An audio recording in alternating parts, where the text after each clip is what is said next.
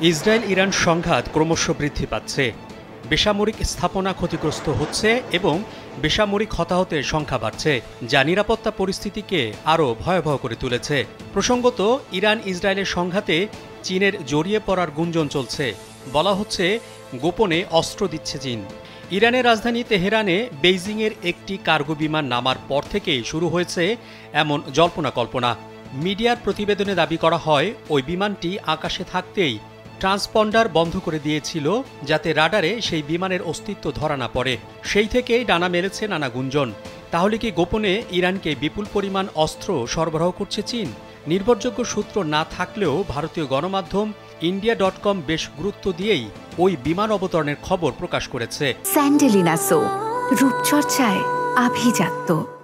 এদিকে যত তাড়াতাড়ি সম্ভব চীনা নাগরিকদের দেশে ফিরে যেতে অথবা স্থল সীমান্ত ক্রসিং দিয়ে ইসরায়েল ত্যাগ করার আহ্বান জানাচ্ছে ইসরায়েলে অবস্থিত চীনা দূতাবাস।